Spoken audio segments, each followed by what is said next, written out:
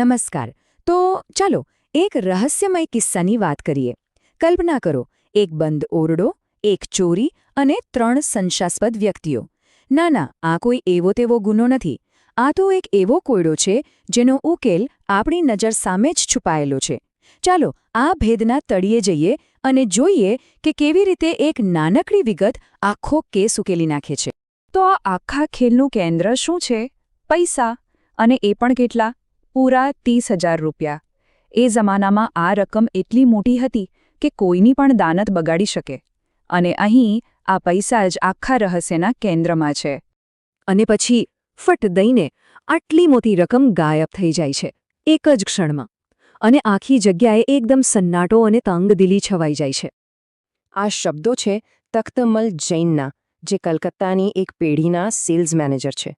એમના અવાજમાં જે ગભરાટ અને ચિંતા છે ને, એ સાફ સાફ દેખાઈ રહી છે. કારણ કે આ ચોરીનો ભોગ એ પોતે જ બન્યા છે. તો આ બધું થઈ ક્યાં રહ્યું છે? જગ્યા છે કાશ્મીરની એક હોટેલનો રિસેપ્શન રૂમ. અને માહોલ પૈસા ગુમ થયા પહેલાથી જ ગરમ હતો. તકમલ અને એમના ગાઈડ વચ્ચે કોઈક વાત પર જોરદાર બોલાચાલી ચાલી રહી હતી.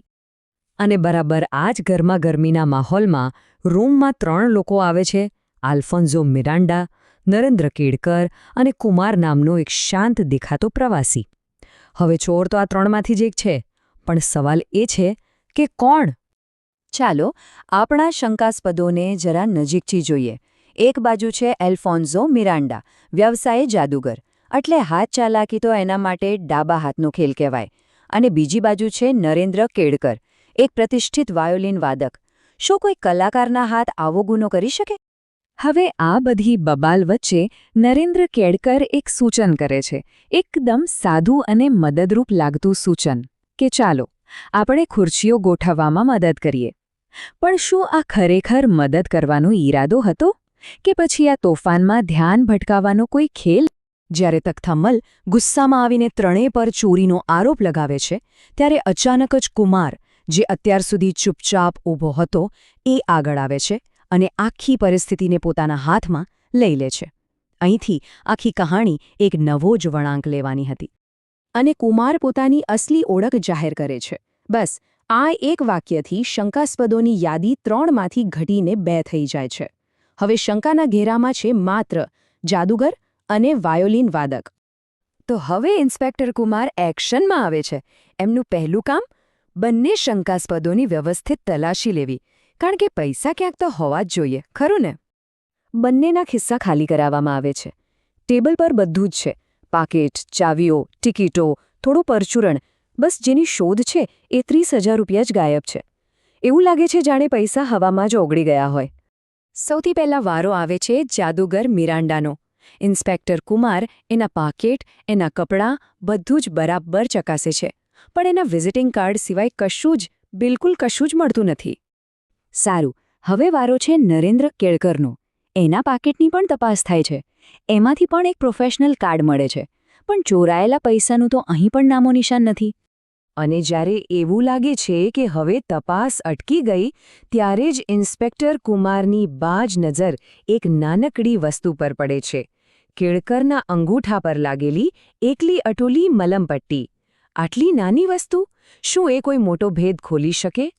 જ્યારે કેળકરને એ વિશે પૂછવામાં આવે છે, ત્યારે એનો જવાબ એકદમ સીધો સાદો હોય છે.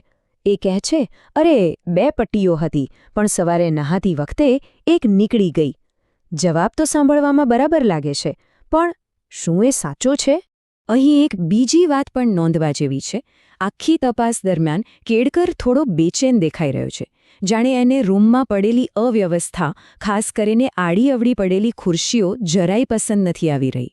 અને જુઓ, જ્યારે તપાસ કોઈ પરિણામ પર નથી પહોંચતી, ત્યારે કેળકર ફરીથી એ જ વાત કરે છે: શું આપણે આ ખુરશીઓ બધી સરખી રીતે ગોઠવી દઈએ? આ બીજી વાર છે જ્યારે એનું ધ્યાન ખુરશીઓ પર ગયું છે. શું આ માત્ર એક સંયોગ છે કે પછી આની પાછળ કોઈ યોજના છુપાયેલી છે? તો ચાલો 1 મિનિટ માટે અહીં અટકીએ અને વિચારીએ. પૈસા બંને શંકાસ્પદો પાસે નથી. રૂમમાંથી કોઈ બહાર ગયું નથી. તો પછી આખરે પૈસા ગયા ક્યાં? આજ તો આ બંધ ઓરડાના રહસ્યનો સૌથી મોટો સવાલ છે. અને હવે આવે છે એ ક્ષણ જેની આપણે રાહ જોઈ રહ્યા હતા, જેવો નરેન્દ્ર કેળકર પોતાની ખુરશીને સરખી કરવા માટે નીચે નમે છે તરત જ ઇન્સ્પેક્ટર કુમાર એનો હાથ પકડી લે છે અને એને રોકે છે. અને કુમાર જોરથી બોલે છે, મિસ્ટર જૈન, આ રહ્યો તમારો ચોર. અને એમની આંગળી સીધી એ જ નરેન્દ્ર કેળકર તરફ હોય છે જે અત્યાર સુધી આટલો સભ્ય અને મદદગાર લાગી રહ્યો હતો. તો આ અશક્ય લાગતી ચોરી આખરે થઈ કેવી રીતે? ચાલો આ ખૂબ જ સાદા પણ ચાલાકીભર્યા ગુના પાછળનો ભેદ સમજીએ. કેળકરની યોજના ખરેખર ખૂબ જ ચાલાકીભરી હતી, પણ એટલી જ સરળ. પહેલું પગલું, જ્યારે શરૂઆતમાં બધી અંધાધૂંધી હતી, એણે તકનો લાભ ઉઠાવીને પાકીટ ચોરી લીધું. બીજું પગલું, પછી એણે જ ખુરશીઓ ખસેડવાનું નાટક કર્યું, જેથી બધાનું ધ્યાન ત્યાં તરફ જાય. અને ત્રીજું અને સૌથી મહત્વનું પગલું, એણે પોતાના અંગૂઠા પરથી ખોવાઈ ગયેલી પેલી મલમપટ્ટીનો ઉપયોગ કર્યો પાકીટને પોતાની જ ખુરશીની નીચે ચોંટાડવા માટે. એટલે જ એ વારંવાર ખુરશીઓ ગોઠવવાની વાત કરતો હતો, જેથી એને મોકો મળે અને એ પાકીટ પાછું કાઢી શકે. અને થયું પણ એવું જ. જ્યારે ખુરશી તપાસવામાં આવી ત્યારે તખ્તમલ જૈનનું પાકીટ પેલી સફેદ મલમપટ્ટીથી ખુરશીના તળિયે ચોંટાડેલું મળ્યું. ઇન્સ્પેક્ટર કુમારનો તર્ક એકદમ સાચો સાબિત થયો. આ આખો કિસ્સો આપણને એક બહુ મોટો સવાલ પૂછી જાય છે. ખરો ગુનેગાર કેળકર નહીં, પણ એની ઉતાવળ હતી. અને ખરી સુરાગ પેલી મલમપટ્ટી નહીં, પણ એનું ખોવાઈ જવું હતું. સત્ય ઘણીવાર આપણી નજર સામે જ હોય છે, પણ આપણે એને જોઈ નથી શકતા.